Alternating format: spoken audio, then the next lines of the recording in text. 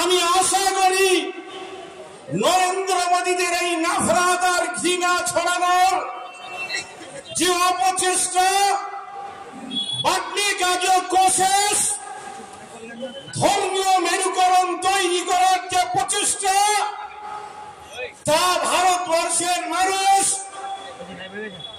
কঠিনভাবে এবং শক্তভাবে তা প্রতিরোধ করবে। আমি আপনাদের কাছে শুধু এইটুকু বলতে চাই যে আজকে ওয়াকফ অ্যামেন্ডমেন্ট বিল, চাকরির বিল দরকার, ছাত্রদের জন্য শিক্ষার বিল দরকার, শিক্ষার উন্নয়ন দরকার, কিন্তু মোদির মাথায় সেই পরিকল্পনা নেই। তিনি চাইছেন যে সমস্ত কিছু ছড়িয়ে যদি কেবলমাত্র মুসলমানদের উন্নয়নের পরিবর্তে একের পর এক কালা কানুন নিয়ে এসে এই দেশটাকে আবার ভাগ করা যায়।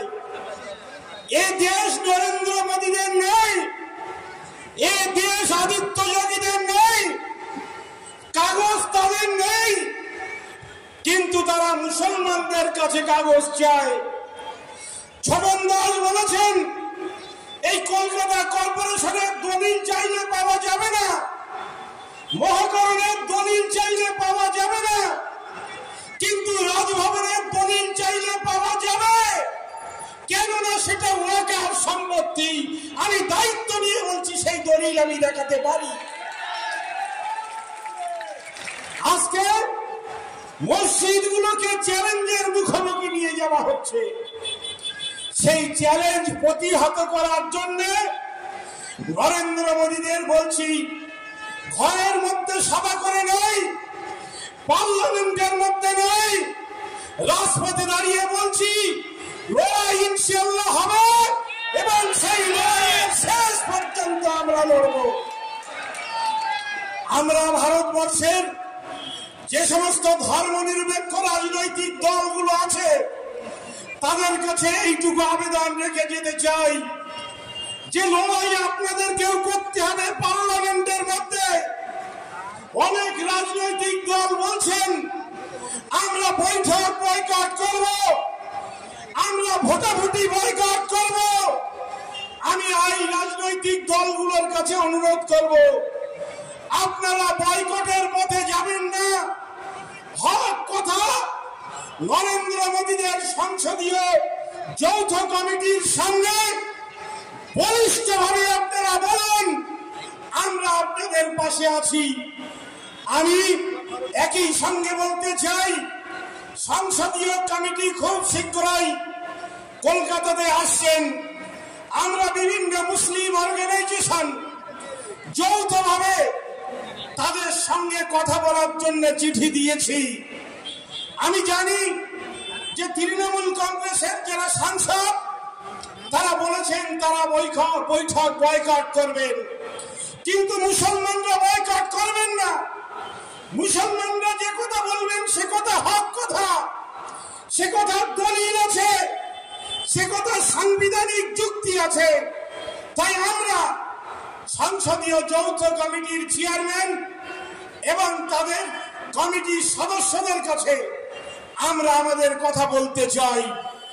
আমরা চিঠি দিয়েছি, পরিষ্কারভাবে আজকে এই সভা থেকে জানিয়ে দিতে চাই, যদি সংসদীয় যৌথ কমিটি তারা আমাদের সঙ্গে কথা না বলেন, মুসলিম লিডারদের সঙ্গে কথা না বলেন, তাহলে জেনে রাখবেন বিধানসভা আপনাদের হতে পারে, পার্লামেন্ট আপনাদের হতে পারে, কিন্তু আন্দোলনের রাস্তা আমাদের।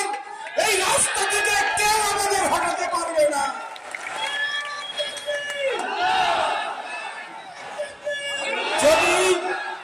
যদি সংসদের যৌথ কমিটি তারা যদি মনে করেন আসবেন অথচ মুসলমান নেতৃত্বের সঙ্গে কথা বলবেন না, হোটেলের মধ্যে ঢুকতে দিতে হবে না, কিন্তু হোটেলের সামনে লাল কালো পতাকা নিয়ে দাঁড়িয়ে থাকবো, এটা কিন্তু আমি সংসদীয় কমিটিকে বলে গেলাম।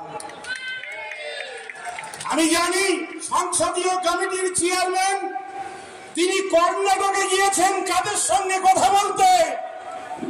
যারা ওয়াকাফ সম্পত্তি অবৈধভাবে জবরদখল করে রেখেছেন তাদের নেতৃত্ব দিতে চাইছেন যৌথ সংসদীয় কমিটির চেয়ারম্যান।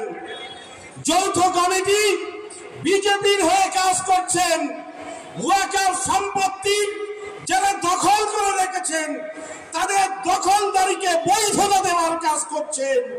এটাকে আমরা বরদাস্ত করব না, এর বিরুদ্ধে লড়াই হবে। লড়াই কিভাবে করতে হবে এটা নরেন্দ্র মোদী ইতিহাস পড়ে দেখবেন যে ভারতবর্ষের মুসলমানরা ইংরেজদের বিরুদ্ধে কিভাবে লড়াই করেছিল। চা বিক্রি করেছেন। ইতিহাস পড়ার সুযোগ আপনার হয়নি, অন্তত ইতিহাস পড়ে দেখুন।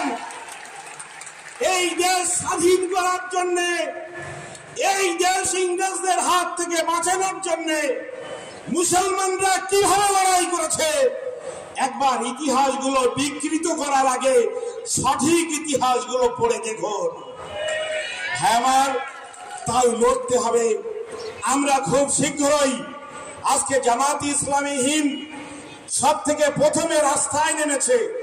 আমি নেতৃত্বকে ধন্যবাদ জানাচ্ছি, অভিনন্দন জানাচ্ছি। খুব শীঘ্রই আবার আমাদের রাস্তায় নামতে হবে এবং আপনারা জানেন যে আমরা সবসময় একসঙ্গে রাস্তায় নামার পক্ষপাতী। খুব শীঘ্রই আমরা জানাচ্ছি কলকাতায় প্রত্যেকটি মুসলিম সংগঠন একসঙ্গে ইনশাআল্লাহ রাস্তায় নামবো।